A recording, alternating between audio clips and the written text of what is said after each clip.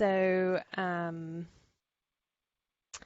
why don't we go ahead and get started? I'm Victoria Holliday. I'm one of the assistant professors in neurology in the Department of Neurology, and I'm a movement disorder specialist. So I am going to be talking about something that I wanted to learn about more as well, some new things that are going on in the field about diagnostic accuracy for patients with Parkinsonism. So that's what we're going to talk about today. So the objectives for today are to talk about available diagnostic testing for people with Parkinson's disease and review cases. So they'll sort of go hand in hand. We'll talk about a case, and then we'll talk about the tests that might be appropriate for that individual and the pros and cons of all of those tests. And then finally, I just want to talk about genetic testing in Parkinson's disease, where that's at, where we can get diagnostic testing or genetic testing for people with Parkinson's disease. Just because I've noticed in the last year or two, there's been a lot of sort of direct-to-consumer type stuff with reps coming around talking about these tests with availability of genetic testing that's very easy to access. And so trying to figure out if those are good things that we want to take advantage of or if those are things that we should approach with caution. So this is going to be the sort of general structure for the talk. These are the treatment trials that I'm going to be talking about, and then the algorithm of sorts that we might work when we're building a differential for a patient that we're seeing, and the tests that we have available. So we're going to go back to this several times just to kind of work through our individual patient. What do they have? Then what should we do about it? So our first case is Mr. G. He's a 55-year-old right-handed man with a 2-year history of gradually worsening left-hand tremor that's present at rest and with action. He has problems with eating and other activities that require the use of both hands. He has a history of antipsychotic exposure, but nothing in the last year. He has been constipated his whole life. He has a history of nightmares related to prior trauma, so it's difficult to tell if he has REM sleep behavior disorder or vivid dreams. His wife reports that he sometimes calls out at night, but he's done that for many years. He's unsure about his sense of smell. So kind of going through the review of systems that would be typical for somebody that we're worried might have Parkinson's disease. He's coming up, like many patients do, with maybe, maybe not, a lot of confounders. On his exam, he has a flat affect, left hand resting postural and intention tremor, minor difficulty with rapid movements of the left hand, but you're not sure if that's really just his non-dominant hand or if that's actual bradykinesia. So we're going to have to do some more looking and thinking. So going to our treatment algorithm, or our diagnostic algorithm, he would probably be safe to say that he has some mild Parkinsonism. He's got questionable non-motor stuff, as well as a little bit of motor abnormality with resting tremor and possible bradykinesia. So we're going to call him Parkinsonism with tremor predominant presentation. So working through our diagnosis tree here, one thing that we could think about is going old school and doing a treatment trial. So what are the positives and negatives, and what does the data say about treatment trials? So unfortunately, for somebody who's tremor predominant, tremor is known to be particularly unpredictable in its response to levodopa. Even in the very first clinical trials that were published for levodopa, it was well established that those individuals who primarily had tremor needed more medicine to get their symptoms under control compared to non-tremor predominant individuals. And there are lots of people that don't respond at all to levodopa for their tremor, even though their other symptoms like rigidity and bradykinesia get better. So it's very common that we can't meet a patient's goals for tremor with levodopa. The most recent paper that I was wanted to discuss about tremor predominant PD and levodopa is a study that was published in 2020 looking at challenging tremor predominant PD patients with levodopa. They had 76 patients, and they gave everybody at least 200 milligrams of levodopa, up to 300 milligrams of levodopa per dose for their treatment challenge. And it was very clear there were three distinct categories that emerged in these individuals. And it was interesting because the breakdown was very similar in terms of who was in each category of responders. So 28% of individuals in the study were responsive, very clearly responsive to levodopa. 33% met intermediate criteria. So they had improvement, but not absence of tremor. And 39% of individuals in this study were found to be totally resistant to up to 300 milligrams of levodopa. So unfortunately, in a case like this individual that we're working with, who the most obvious symptom is tremor and the most bothersome symptom is tremor, a lack of levodopa response really wouldn't rule out Parkinson's disease. So if a lack of response ruled out Parkinson's disease, it wouldn't narrow the differential any further. So common things being common, if this gentleman did not have Parkinson's disease, the most likely diagnosis would be essential tremor. But that certainly isn't exhaustive. And so you're maybe ruling out one thing by doing a treatment trial and having a non-responder, but you don't elucidate very much. So unless he's very clearly falling into the response category, when you give somebody levodopa, you're learning very little, actually, by doing a treatment trial. So generally, I don't approach for tremor, especially a treatment trial, as one of my diagnostic tests. Particularly if the individual is not a responder, then you're moving on to starting medications for essential tremor based on sort of common differential. And unfortunately, the likelihood of response to therapy in those cases is also difficult to predict. And so you're really getting into an area that can be frustrating for the patient, because you're just constantly throwing stuff at them, trying to get them to feel better, when your ability to predict their likelihood of response is pretty difficult. So treatment trial may not be appropriate in this case. Okay, so what else could we do? All right, we can go back to something else that's very well-established, old way of testing people who might have Parkinson's disease, olfactory testing. So let's talk about testing olfaction in people with Parkinsonism. Hyposmia and anosmia have been consistent findings in about 90% of people with Parkinson's disease at some point in their disease. And very often, based on what we know about the Brock hypothesis, as well as just clinical observation, abnormal olfaction is often a very early symptom of Parkinson's disease if the individual does, in fact, develop it. So it can be helpful even in early stage disease based on the literature and clinical observation. Normosmia is the typical result in atypical Parkinsonism, particularly when somebody's early on and you're not clinically able to tell the difference between Parkinson's disease and atypical Parkinsonism. So if somebody with an atypical loses their sense of smell, that typically happens quite a bit later compared to people with Parkinson's disease. So many times you are able to sort of think about and separate those individuals based on olfaction. Hyposmia is a supportive criteria in the revised Parkinson's disease diagnostic criteria that was put out by the Movement Disorder Society also a couple of years ago. So it is a big component of the diagnostic criteria that we use in the clinic, as well as in research. So olfactory testing actually could be a really helpful piece of information for individuals who you suspect may have Parkinson's disease.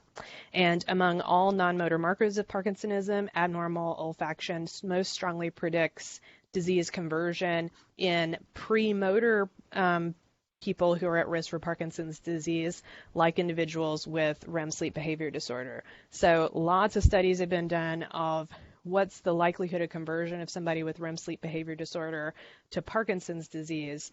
And olfaction, abnormal olfaction, is something that very consistently predicts the likelihood of conversion.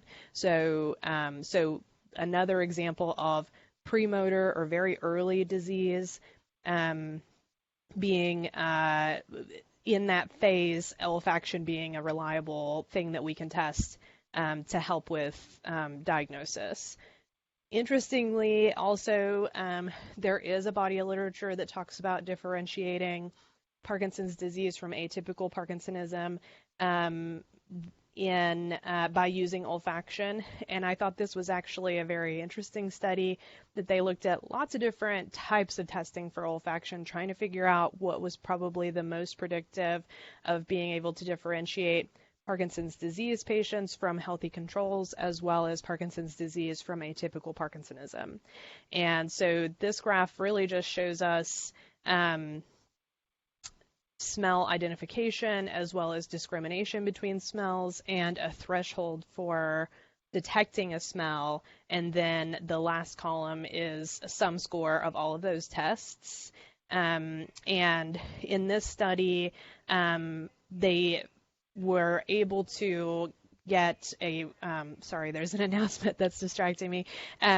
There's a statistically significant difference in Parkinson's disease compared to atypical Parkinsonism in identification of smells. So people with Parkinson's disease did significantly worse on smell identification compared to a PSP and MSA subgroup. PSP and MSA were similar, no statistically significant difference between any of the tests that was here, but compared to Parkinson's disease, particularly for smell identification, there was a significant difference. So not necessarily the case in our patient where we're really just looking at tremor, but in terms of differentiating PD from MSA and PSP, olfaction actually has been shown to be helpful in that case as well. So while testing olfaction is not very frequently done in the clinic, it is something that the data really holds up, and it is very reliably helpful in diagnosing somebody with Parkinson's disease, and then really on a smaller scale, being able to differentiate Parkinson's disease from atypicals. It's probably not done in the clinic. Mainly, my experience with it has been cost. The smell identification tests are actually really expensive, and so it's something that we don't really keep in the clinic. But it I've seen it done. It is very reliable. It's something that would be a good option for a lot of folks that we wanted to try to identify. Okay, what else could we do? So the classic thing in this case currently would be for somebody who has Parkinsonism, particularly with tremor, to do a Datscan. So let's look at what a Datscan might tell us in this case. Datscan is actually the name of the FDA-approved radioligand that's used during a SPECT scan to visualize striatal dopamine transporters. So this is looking at presynaptic dopamine activity by using a specific radioligand during a SPECT.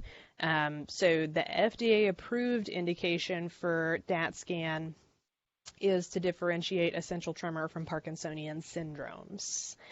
Now, I think one of the things that probably this group understands, but sometimes some of our referring providers don't understand, is that Datscan does not tell us the difference between PD, MSA, PSP, corticobasal syndrome, anything that has presynaptic dopamine deficiency, including all the atypicals as well as idiopathic Parkinson's disease, we're not able to differentiate on Datscan. Datscan is basically a yes or no question. There's no currently approved way to quantify dopamine activity with Datscan that we use clinically. And there's no way to extrapolate to say that looks like an atypical versus idiopathic Parkinson's disease. Now, we know that most of the time people with Parkinson's disease have more asymmetric scans compared to people who have atypicals. But the validation of that really still has not come into the mainstream use. So when you order a Datscan, your radiologist is basically just going to say, yay or nay, this person has presynaptic dopamine deficiency, or reduced radiotracer uptake, basically, is what they're going to say. So comma or no comma. That's the only answer you're really going to get when you order a Datscan today. So I think that's something that a lot of folks who order Datscans may not realize that they're getting when they order the test. Also, in clinical practice, Datscan can be helpful for identifying drug-induced Parkinsonism, particularly for individuals who cannot safely come off of the medications that might be causing the Parkinsonism. So if somebody has a psychiatric condition and needs to continue to be on an antipsychotic that might be making them look Parkinsonian, they can get a Datscan without coming off of the antipsychotic. The antipsychotics in particular are postsynaptic dopamine receptor blockers, so it does not affect the quality of the scan or the result of the scan. We're really only looking at presynaptic dopamine activity. So unless they're taking a medication that depletes presynaptic dopamine, like a VMAT2 inhibitor, you wouldn't really see any sort of discrepancy in the result of the scan based on the drug that the person's taking. And then, of course, if the individual has functional Parkinsonism, then you would be able to differentiate Parkinson's disease or an atypical from functional Parkinsonism, because that functional person would have a normal Datscan. In Europe, interestingly, Datscan is also approved to differentiate Alzheimer's disease from dementia with Lewy body. I can't say that I've used it in that case at all at this point, but it would be interesting to know if anybody else might find that helpful. I'm not sure if it would be reimbursed if that was your differential. Really, right now, what you got to write is essential tremor versus Parkinson's disease, or drug-induced Parkinsonism versus Parkinson's disease. That's really what seems to be most easily approved by insurance. This is an example of a Datscan. So what Datscan shows is dopamine transporter activity in the dorsal striatum, so in the caudate and putamen. So you can see the caudate head and then the putamenal tail. And this is a normal scan on the left, and you can see a abnormal scan on the right. So this is the comma-like shape on the left that would indicate a normal presence of presynaptic dopamine activity in the caudate and putamen, and then the striatal tail is missing in the abnormal scan, and there is asymmetry between the right and the left. I think the only limitation, one of the goals of this talk for me was to really talk about things that are easily accessible that you can order in clinical practice on a regular basis. And that's true about Datscan, but it is very important, I feel like, when you order a Datscan that you order it with folks like at the university that are very experienced with doing SPECT scans. The patient's head has to be positioned really close to perfect in order to get a good quality scan so that they're not tilted, and that making that symmetry comparison more difficult, and working with a neuroradiologist who's experienced at looking at these scans so that they can also be aware if there are confounders like head position that affects the ability to interpret the scan. Like I said, individuals with Parkinson's disease usually have more asymmetric scans than other Parkinsonian syndromes, but there's no ability to quantify the presynaptic dopamine activity with these scans at this point. Really, it is just comma, no comma. That's really the extent of it at this point. So this is used in research in different forms, but clinically that's the only answer you're going to get. So this is not the right test if you're looking to try to figure out typical versus atypical Parkinsonism and beyond.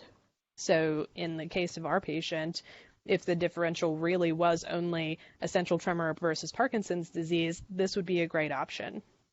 It would tell us if it's worth trying to treat this person with levodopa, dopamine supplementation of some kind, and help to at least inform that that's the best choice for the treatment of our individual and help to inform his prognosis.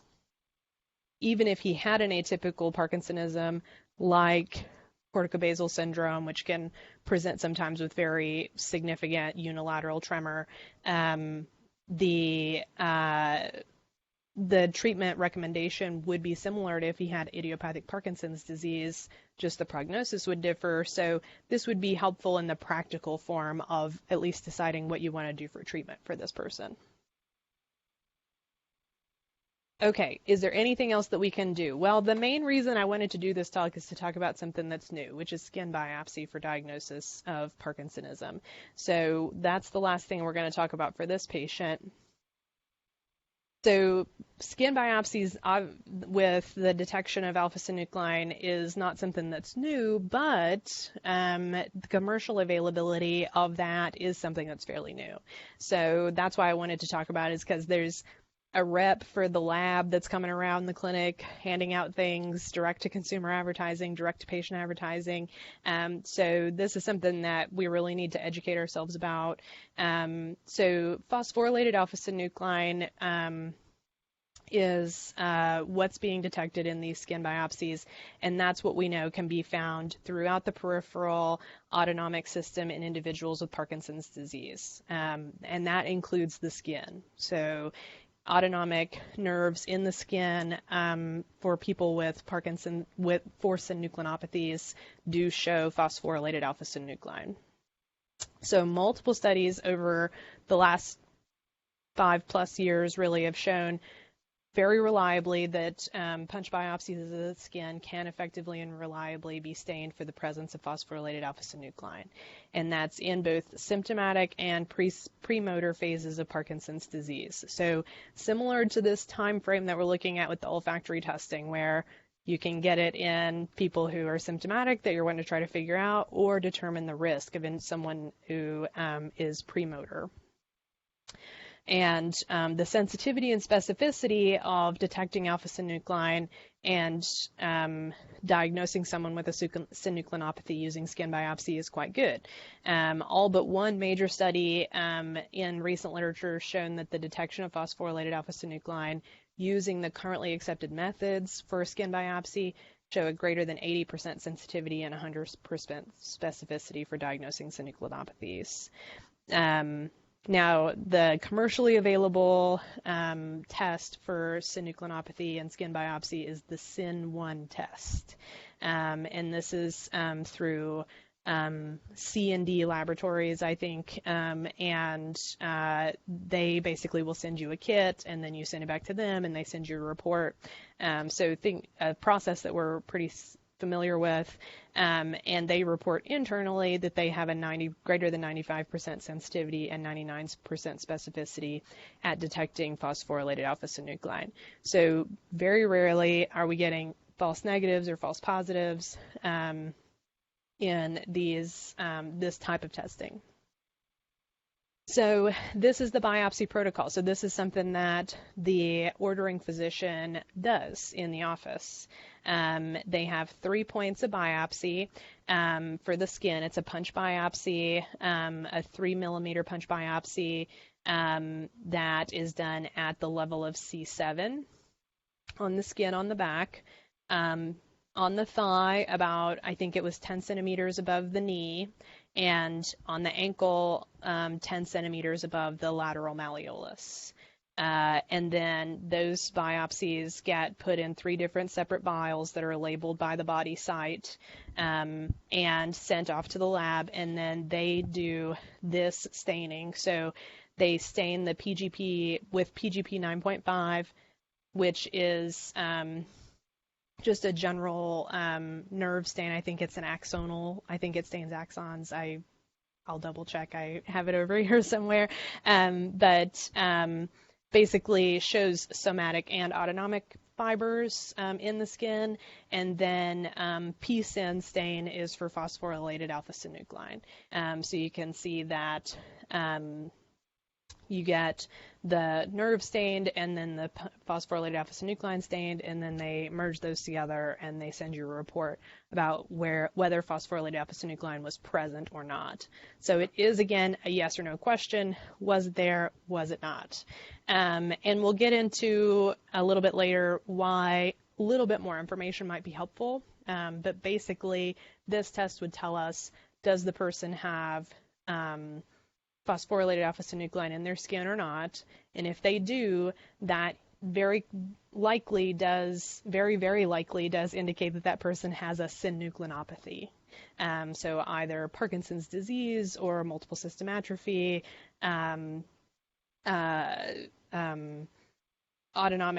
primary autonomic insufficiency, dementia with Lewy body.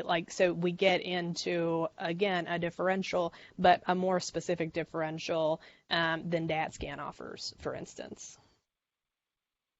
So we'll talk about how this might apply to other types of patients a little bit later, but in our case where, if we think about our patient with tremor, this would rule in or rule out a synucleinopathy. So like the last test that we talked about with corticobasal syndrome, that if it was abnormal, if this did show alpha-synuclein presence, then that would rule out corticobasal syndrome. If it was negative, then you're still thinking a much wider differential, frankly. So it's helpful, not so helpful. Something that can be done in the office. It actually is lower cost compared to nuclear medicine testing. So I think there's positives and negatives to it. This is something that's new to me. I haven't used it yet, so I really wanted to learn and share this with you guys too. So we'll talk about some other applications for it as well in other cases where it might be helpful. In this case, it could be helpful, but if it's negative, we are still dealing with a very similar differential compared to what we would have gotten with a Datscan. So moving on to case 2, we're going to talk about someone with some autonomic issues. So Mrs. L is a 70-year-old right-handed woman with a 1-year history of Parkinsonism that presents for evaluation of rapidly progressive symptoms. She's been falling for the last 2 months due to lightheadedness and near fainting. She reports 40 years of bladder dysfunction after giving birth to her children, so pretty hard to tell if that's autonomic or if she has any autonomic symptoms related to bladder dysfunction. She endorses anosmia and REM sleep behavior disorder, so she does have the big 2 for synucleinopathies in her review of systems and has had constipation for the last 2 to 3 years. On her exam, she does have orthostatic hypotension, so we've got a good reason for her to be falling. She's hypomimic, bilateral upper extremity bradykinesia and rigidity, mild bilateral upper extremity tremor. She's able to ambulate without assistance and no postural instability. So her gait and stance help us to feel confident saying she's not falling because she has PSP, for instance. She's likely falling because she has orthostatic hypotension. So what we're looking at here basically is, does she have PD with orthostatic hypotension or MSA? With Parkinsonism, basically. So trying to differentiate idiopathic Parkinson's disease with non-motor symptoms from an atypical Parkinsonism. So how do we do that with the diagnostic testing that we have available? So underneath the treatment trial, we do have the option to do a treatment trial for PD, but very likely that wouldn't be helpful in this case. We know giving her levodopa is not going to keep her from falling, and so it wouldn't be appropriate in her case just to say, let's try some levodopa or let's increase your medicine and see if you do any better. That obviously is not going to help. We're not going to be making her orthostatic hypotension better with giving her levodopa. We're probably going to make it worse, and treating her orthostatic hypotension would be the same between either Parkinson's disease or MSA, so it wouldn't differentiate the diagnosis just by giving her a treatment. One thing that I wanted to talk about is MIBG SPECT, so let's talk about that next, and differentiating PD with orthostatic hypotension versus MSA. So MIBG SPECT is something that's clinically available for us to order here at the university for diagnosing cardiac denervation that can be found in people with Parkinson's disease. The MIBG myocardial scintigraphy was developed to assess postganglionic presymptomatic cardiac sympathetic nerve endings in heart disease. So originally it was to look at the sympathetic innervation of the heart in people who had cardiac problems, but then it was found that it can be helpful for seeing the cardiac denervation that we know also occurs in people with Parkinson's disease. So most studies report nearly a 90% sensitivity and specificity for differentiating Parkinson's disease from MSA using MIBG scans. And the result that you would get basically is reduced sympathetic innervation in Parkinson's disease compared to MSA. People with MSA have or supposedly have intact cardiac sympathetic innervation because the reason for the orthostatic hypotension is not due to cardiac denervation, but rather a central nervous system problem. So that's sort of the general, it's more complicated than that, but it's the general way of thinking is the autonomic problems that people with Parkinson's disease get are due to peripheral nerve issues, and MSA is CNS. That was in a very controlled setting, highly sensitive, highly specific. And then subsequent studies have shown in sort of normal community settings, it's been a little bit difficult to reproduce that high sensitivity and specificity. So still very sensitive for PD, but unfortunately, the specificity has somewhat gone down. And the reason for that is that there are quite a few confounders in the interpretation of results of MIBG scans, as I understand it at least. So interestingly, age is a factor in interpretation of MIBGs, and you have a 3% reduction in radiotracer uptake per year of life. So the older you get, you just naturally have reduced uptake, period. So in somebody who's very elderly, there would be some confounder of age in interpretation of the study. Comorbid cardiac conditions, certain medications, and duration of disease seem to be big confounders in interpretation of the study. So unlike skin biopsy, olfactory testing, Datscan, these all are known to show abnormalities very early on in disease, and MIBG is something that has been very much less clear. Early scans in people who are early on in their disease or pre-symptomatic, there are studies that show that you can detect differences, but it's much less robust compared to some of these other objective tests that we have available. So trying to determine in somebody who is very early on in their Parkinsonism whether they have MSA or PD, it may be very difficult to do. So this may not be the right test for a lot of patients, particularly given some of the other options that we might have available. Also, the question is really for a lot of this stuff, what's the difference? We're going to treat the patient the same anyway. And really the only difference is their prognosis. So for this, I don't see this used very often. I've only seen it ordered ever a couple of times. And I personally have not ordered it since I've been here at the university. So the utility of this, it's out there. It does have in the literature a high reported sensitivity and specificity, but its utility is very limited. So what other things could we do? One thing that we should talk about is MRI brain, because this comes up a lot of whether people who are undergoing an evaluation for Parkinsonism need an MRI. So let's talk about what we learn with MRI. So 1.5 and 3 Tesla MRIs, clinically available MRIs, do not show any abnormalities for people with Parkinson's disease. So the brain should appear normal in people with Parkinson's disease. So if you've got a high level of suspicion that somebody has PD, there's really no reason to do an MRI if you don't have any red flags.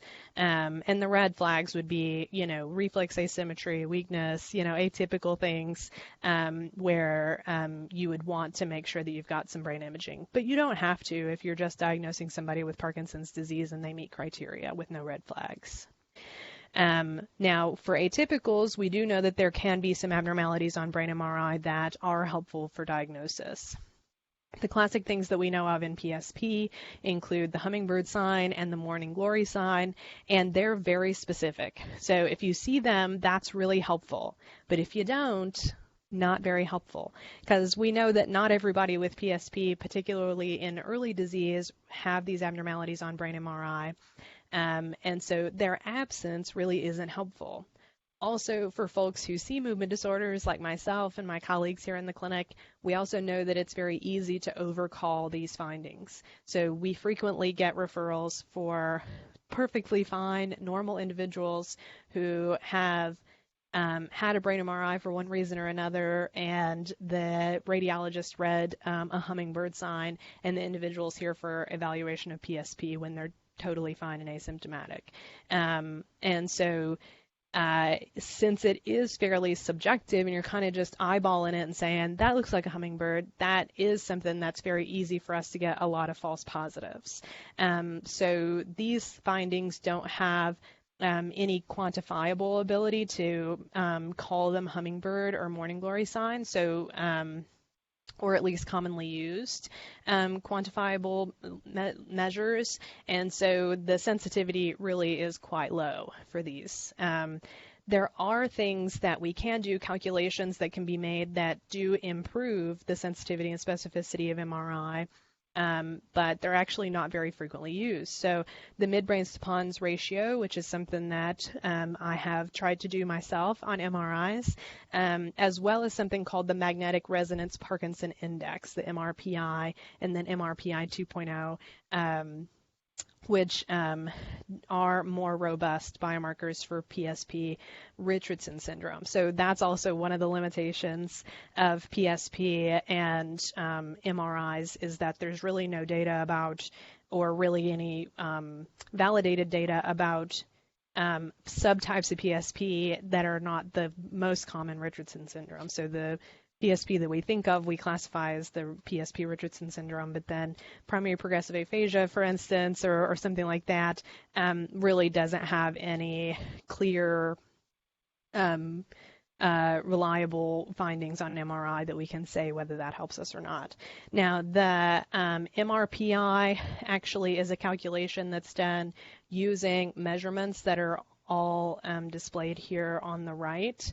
So the vertical columns are different diseases, PD, PSP, MSA. And you can see that there are very significant differences between all of these slices that we can see here, and there are measurements that are taken from each of these different levels of the brain and gets plugged into a formula basically that spits out something that tells us, you know, with some degree of specificity and sensitivity, what the condition might be that we're looking at. But it really takes cumulatively all these different areas to be fairly accurate. With MSA, the hot cross bun sign is something that we're all pretty familiar with as well. That's something that really isn't very subjective at all. You see it or you don't, essentially. But it unfortunately is not very specific. So we actually see the hot cross bun sign in lots of other pathologies, such as spinocerebellar ataxia, and particularly for people with MSA with the cerebellar variant. Clinically, those two folks might be very difficult to tell the difference. So the hot cross bun sign, unfortunately, isn't very helpful in terms of specificity if you do see it. And again, if you don't, it doesn't rule it out.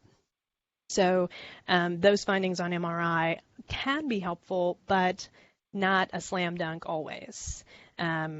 Other signal abnormalities in the brainstem and basal ganglia can vary a lot by scanner type and technique, and so reproducibility of a lot of the other things in the literature that talk about signal abnormalities in the brainstem and basal ganglia can be difficult to generalize.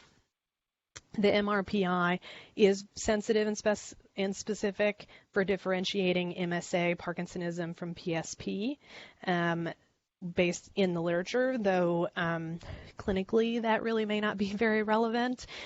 So you can see that this MRPI score is fairly involved. There's a lot of measurements that have to be done.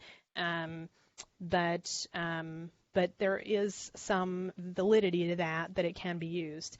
I have to say that I don't know if I asked a radiologist to do this or to help me with it, what they would think. I don't know about what the thoughts are about these things in the radiology literature and how valid this is. So even if I put that I would like for this to be done in an order, or if that was in the differential and I really wanted to try to find out if that's what's going on here, whether it would be performed or not. I've never seen that as part of a report or anything that was done for a patient that we've had that's had a brain MRI, where this was one of the concerns. So I think that's something that's probably coming down the road, but is not currently utilized. Okay, so the last thing I wanted to talk about is skin biopsy again. And this is interesting. This is something that is not commercially available really at this point, but this is, I think, an important part of the literature that hopefully will be able to be utilized clinically pretty soon. So there have been reports in the literature of being able to distinguish MSA with Parkinsonism from Parkinson's disease using this skin biopsy technique as well. So this particular is a paper that was in the Movement Disorder Journal that talked about 50 patients, half had Parkinsonism with chronic orthostatic hypotension and half had MSA and basically they used MIBG and Datscan and stuff like that to help to further characterize these individuals independent of the skin biopsy. So they felt fairly confident that that's what they were looking at.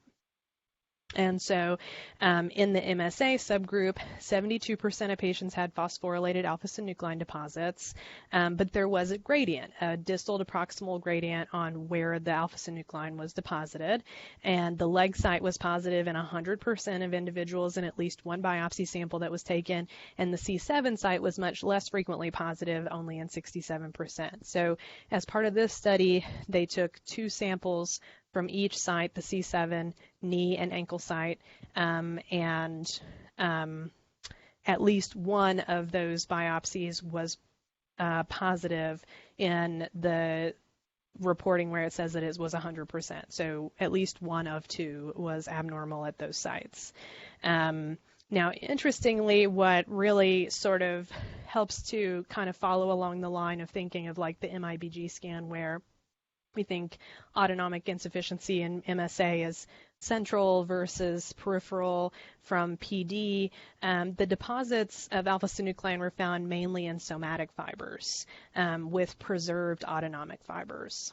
Now, that's where the commercially available skin biopsy cannot help us. Is actually, I got a sample of the report that you would get from the SYN1 biopsy test, and they don't differentiate any nerve fiber types. They just tell you whether it was present or not. So in this case, there was a little bit more detailed information that went into the interpretation of these biopsy results. But it would be possible. It's just not that information is present in the results that we get right now with these commercially available tests. For people with PD with orthostatic hypotension, the results of this study were very similar to ones that have been used previously, with 100% of patients having phosphorylated alpha-synuclein deposits without a gradient difference, proximal to distal or distal to proximal. The deposits were found in autonomic postganglionic fibers. And so when you look at this graph here on the right, basically what you're looking at is MSA is in the black and PD is the gray. And this is the percentage of samples that did show alpha-synuclein or phosphorylated alpha-synuclein in the results. So the SD is somatic nerves, and SA is arterials, so that's autonomic. And then this is another somatic nerve, and then this is deep muscular these are all three autonomic, and this is the only one that's somatic, and it's just arterioles, and then a sweat gland, and then the other one is deeper somatic fibers that usually aren't included in most of the biopsies that we get. So that was another difference, is they did an additional stain that resulted in the MAP results here, which would not be also gotten through these commercially available. So mostly the first three columns could be applied to the biopsies that are already commercially available. It's just not the level of detail in the reports that we're getting right now. So basically looking at this, so you can see in MSA, the vast majority of alpha-synuclein deposits are seen in the somatic fibers, and then in the vast majority of Parkinson's disease patients, the alpha-synuclein seen in autonomic fibers. And there is a very clear difference. So that's something that really could be utilized down the road to help to differentiate even between synucleinopathies if we got to this level of detail that was generalizable for the biopsies that we're able to do in the office. So moving on to the last case, we'll be very quick here. So Mr. C is a 75-year-old man with a history of Parkinsonism and frequent falls for the last 3 years that presents for evaluation and management, and he's been taking carbidopa-levodopa with questionable improvement in his symptoms. And his biggest issue is gait and balance. He reports his thinking might be slower, no constipation, he has some urinary tract dysfunction, and he's not orthostatic. He is hypomimic, hypophonic, restricted upward gaze, which is nonspecific. He walks with a walker slowly with a short stride and appears unstable when standing without holding onto his walker. So unlike the last patient who was falling because of orthostatic hypotension, this gentleman has postural instability that we need to evaluate. So assessing Parkinsonism with postural instability, we've talked about treatment trial. Again, treatment's not going to help this guy. We know that falls and postural instability really are not levodopa responsive. So giving him medicine or more medicine than what he's currently taking may not show us a huge difference. Freezing of gait and other things that we can sometimes associate it with Parkinson's disease versus PSP, we might see a difference, and oftentimes people with PSP get early levodopa response, but differentiating them may be difficult. So that could be relevant in terms of how to help him, but not necessarily how to diagnose him. We've talked about olfactory testing, atypicals versus typical Parkinsonism, MRI we've talked about. We know that Datscan's not going to be helpful in differentiating PD from PSP here. So we can look at one last study that looks at synucleinopathies versus tauopathies using the skin biopsy. So if we feel fairly confident about that this person has a Parkinsonian syndrome, a degenerative Parkinsonian syndrome, and we want to know if he's got a gait more kind of malignant form of PD with gait instability, gait issues and postural instability versus PSP, again, this skin biopsy might come into play.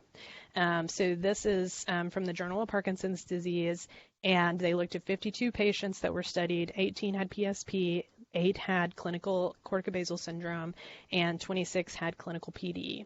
And 100% of the PD patients had phosphorylated alpha-synuclein in their skin biopsy.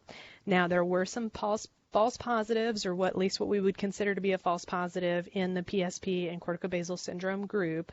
So out of the 26 total that had atypical Parkinson's in this group, 2 of them did have phosphorylated alpha-synuclein in their biopsies. So similar to the last study that we talked about, each of these biopsies, they did 2 biopsies at each level, so all the patients got a total of 6.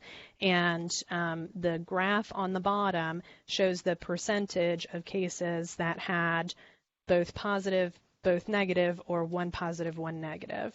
And so that's where these values come from of 100% had at least 1 skin biopsy at each site that was abnormal for alpha-synuclein in the PD group, and then 7.7% of the atypical group had alpha-synuclein also present. So really, in the end, they talk about sort of some of these patients maybe being on a continuum or not being able to further validate their clinical diagnosis any other way because the patients don't have any other options for testing, basically, that is clinically accepted or commercially available. So they talk about that there may be some also difficulty with just their ability to characterize these individuals into different categories. And then they had healthy controls who had zero biopsies that showed phosphorylated alpha-synuclein. So this, to me, is what I would typically think of when I think about ordering the biopsy in its current form, of trying to differentiate something else versus Parkinsonian syndrome, and then Parkinson or an alpha-synucleinopathy versus a tauopathy. That's where this kind of makes sense for me in terms of where it might be used or what might be helpful. Again, what's the difference? Like, why would we want to do that? And clinically, we may not really want to. It doesn't really matter. We're going to treat everybody the same. The only difference is really their prognosis. But these are all things that we think will ultimately come into play if we are able to get to a disease-modifying therapy for some of our patients with these degenerative conditions. So it's helpful to know, but I wanted everybody to be aware of sort of what's good and what are the limitations of these new tests that are coming about and being advertised and talked about by reps that are coming to the office and stuff like that. So that's what's involved essentially in some of these tests. Now, the last thing that I want to say before we wrap up is just also getting very frequently advertised and shown to patients as well as ourselves is genetic testing panels for people with Parkinson's disease. Invitae offers a free hereditary Parkinson's disease and Parkinsonism panel if the patient consents to also participate in research, and that includes 26 genes that are associated with Parkinsonism. Now, I have to say the panel actually seems pretty good. It includes the most common autosomal dominant and recessive causes of hereditary Parkinsonism, including PARK1 and 4, LRRK2, Parkin, PINK1, so all the big ones that we associate with Parkinson's disease, both at normal age of onset as well as young age of onset. And it also includes 19 common pathogenic mutations or variants of the GBA gene. And I'll talk about the GBA gene for just a second. But what I think is really important is, yes, this is free. Yes, this is really interesting, but Invitae does not really offer genetic counseling, and I know, particularly as an adult neurologist, sometimes it's hard to get good genetic counseling for our patients, particularly if we want to be the ones that are ordering the test. And so this is something that definitely we need to think very hard about before we order, even though it is part of research, part of just sort of interest informing the patient, because the implications of the results of this test actually can be both really good and really bad. This is basically a clip that I took off of their website. It says 2 easy ways to speak to a genetic counselor. You can type in and text a genetic counselor if you've got a quick question, as they advise it, before you get your test, and then schedule an appointment. But you can see here at the bottom it says, already have your results, make an appointment for an hour-long comprehensive post-test genetic counseling session at no additional cost. So all that this is just helping you to interpret your results. It's not giving you any information about the potential positives and negatives of being tested at all, and what you may need to tell your family and all of that. So, very important to think about.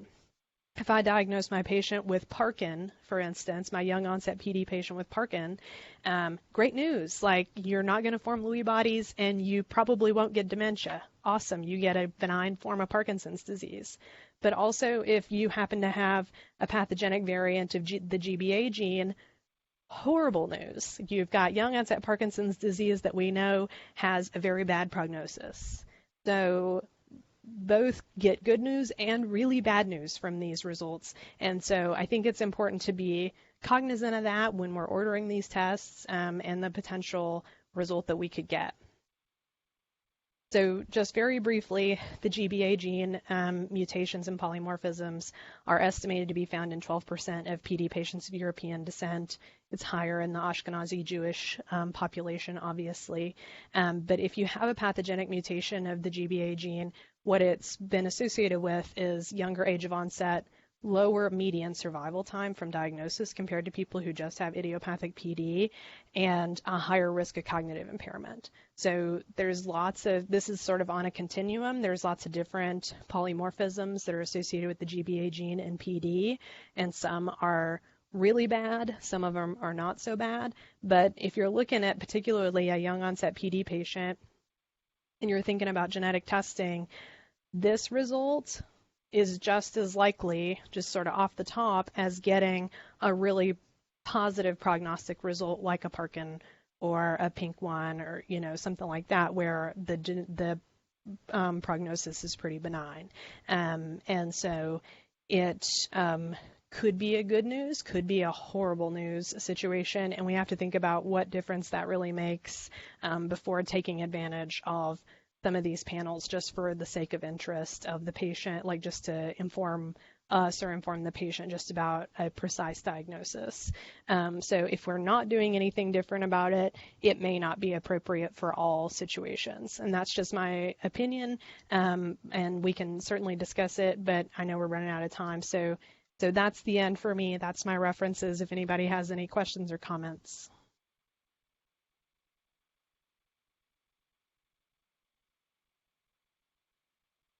Victoria, can you hear me? Yeah. Hey, thanks for that great review of the new diagnostic testing that's available. I have a question about the olfactory testing in the era of COVID. Are those tests all going to have to be recalibrated now? Because I don't know. Yeah. Like, does that whole study need to be redone? It's like using the Levy criteria after the hypothermia protocol. We had to sort of come up with a new diagnostic or prognostic technique. Yeah, you're exactly right. And I mean, at least probably we have to do that with sort of a grain of salt, where, the sensitivity and specificity of those tests in the post-COVID era probably are going to be going down. It's interesting. I mean, definitely for people with PD, we know there are certain smells that are preserved compared to those that they lose very early in terms of the smell identification test. There's sort of a gradient. And I don't know if that differs in the post-COVID hyposmia and anosmia, of if those actually all just line up and it's just part of losing your olfaction universally versus being disease specific. I have to say, I got COVID. I lost my sense of smell.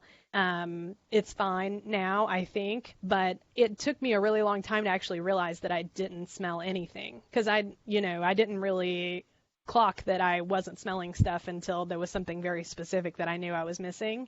And so I think just screening people and asking that question probably is very unreliable. So having objective testing is helpful, but just kind of hard it's expensive to apply universally. Those tests are very pricey to obtain. And so I think that's why it's not really used. It's also very common for folks to lose their olfaction for reasons that are not at all related to PD, even in the pre-COVID era. They've had a broken nose or some other exposure, other infections, then we know that they lose their olfaction as well from lots of other things. So even though the sensitivity and specificity in these studies is pretty good, it is something that is pretty common for folks to lose totally unrelated to PD. Thanks for the talk. Yeah, thank you.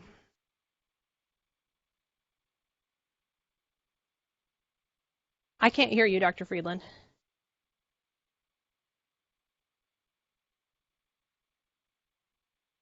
Thank you. Now? Yeah. Thank you for your comprehensive presentation. It's remarkably similar in the differential diagnosis that you discussed with Alzheimer and Lewy body and FTD. The key thing which we always need to consider is what difference does it make to know these things. Mm-hmm. So there's no specific remedy for Lewy body versus Alzheimer's. So I would like to know what the patient has, but it's not necessarily that helpful. And we've been doing this, the field has been going on for several decades, always saying, oh, well, one day we'll have a effective disease-modifying therapy and the diagnosis will be very important. But we're not there yet. Right. But yep. I would like to, I know this is not the focus of your talk, but just for a second, we need to consider what can be done in every case. So every patient of mine, regardless of what the diagnosis is, but of course, especially with these age-related brain diseases, physical exercise is good for you. Mm-hmm. And even though it's not specifically therapeutic for, let's say, MSA versus Parkinson's or whatever, but it's just good for all our patients. And I believe a relatively low salt, low sugar, high fiber diet diminishes activation of the immune system, and there's a component of inflammation in Parkinson's and all the other diseases, all the other neurodegenerative diseases.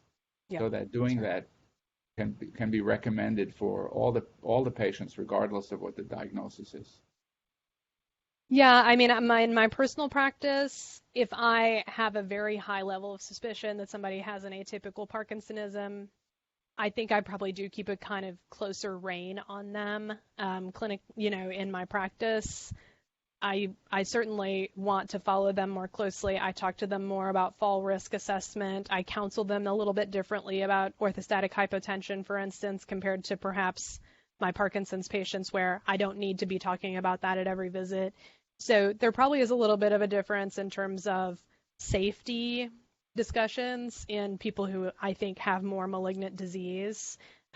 So would it make a difference in terms of mortality, likelihood of hospitalization, those sorts of things if I knew for sure versus whether I had a suspicion? Probably not. But it'd be interesting to know if there would be some sort of application of like, this is universally what we should do for our patients that we know have PSP and they're going to be less often hospitalized and live longer or something like that. There may be some sort of clinical application of we need to get everybody this walker or we need to get everybody, in with a cardiologist, for instance, for, other cardiac evaluations and treatment of orthostatic hypotension or what have you. So there may be some survival differences or, say, less likely to be hospitalized if we knew with more certainty, because we know that those folks do ultimately end up with more complications of their disease compared to idiopathic PED, particularly early on. But I usually kind of have a gestalt about, like this is somebody that I need to be worried about and I need to be taking closer care of compared to an idiopathic PD patient. So for folks who see it all day, doing it every day, it probably wouldn't make much of a difference one way or the other. So I agree with you. But there are times when I think it's nice to have these tools at hand. I wouldn't universally use them, but some patients just really want to know. Sometimes you really want to know, especially if they're taking a very strange course. I've got some people who I just can't pin down exactly what it is. They've got so many different things going on, confounders. That's why I wanted to put in the cases about these sort of people who are very vague or maybe have a lot of other comorbidities that make it hard to tell. So sometimes having this is helpful. But most of the time, I don't think I would use these things. I agree. Thank you. All right. Okay, I think it's time to sign off. It's 5 after. Thank you so much, everybody, for coming.